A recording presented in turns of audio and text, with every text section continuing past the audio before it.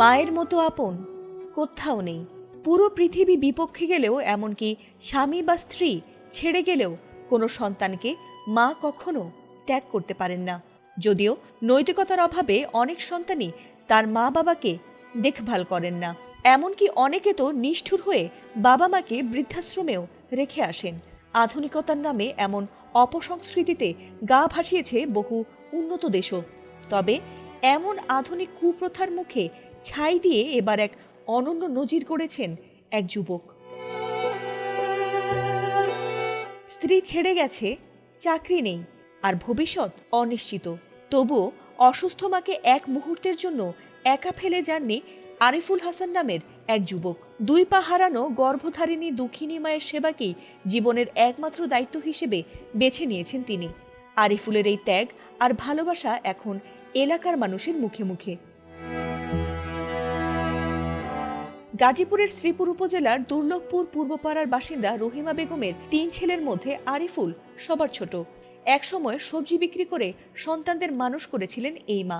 5 বছর আগেও সুস্থ ছিলেন তিনি, কিন্তু হঠাৎ এক অসুস্থতায় শেষ পর্যন্ত চিকিৎসকদের সিদ্ধান্তে কেটে ফেলতে হয় তার 2টি পা। সেই দিন থেকে রহিমা বেগমের জীবনে নেমে আসে অন্ধকার। মায়ের জীবনে তখন অন্ধের যষ্টি হয়ে ওঠেন ছোট ছেলে আরিফুলি, হয়ে ওঠেন তার একমাত্র ভরসা। তখন তার স্ত্রী, সন্তান আর চাকুরি নিয়ে মোটামুটি সচ্ছলই জীবন ছিল। স্থানীয় একটি কারখানায় কাজও করতেন, কিন্তু অসুস্থ মায়ের চিকিৎসা আর সেবার কারণে নিয়মিত অফিসে যেতে না পারায় একদিন হারান তিনি চাকরিটিও। অভাব অনটনের মাঝে 2.5 বছরের ছোট্ট মেয়েটিকে নিয়ে স্ত্রীও চলে যান বাবার বাড়িতে। সব হারালেও আরিফুল হারাননি তার মায়ের প্রতি দায়িত্ববোধ। এখন দিনরাত মায়ের সেবা করাই তার জীবনের মূল কাজ।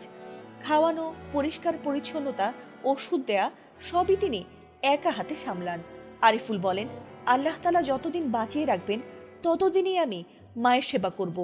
মা ছাড়া আমার জীবনে আর কিছুই নাই। আমার মা আছে, আমি আমার সবাই, বউ সন্তান কিচ্ছু না। আমার মা তো আমার জন্ম দিয়েছে, আমি মার পাশে বের হয়েছি ভাই, এটাই বড় কথা। অন্য 2 ভাই তেমন খোঁজখবর না রাখলেও আরিফুল তেমন কোনো অভিযোগ করেন না।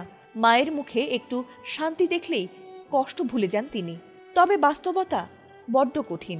অর্থের অভাবে চিকিৎসা ও দৈনন্দিন খরচ চালানো ক্রমেই তার জন্য কঠিন হয়ে উঠছে। এলাকাবাসী জানান, আরিফুলের মতো সন্তান আজকাল খুব কমই দেখা যায়।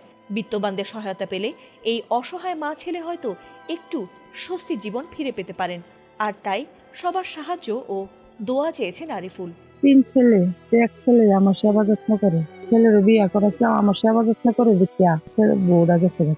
ফাতিমা সুলতানা, এটিএন বাংলা।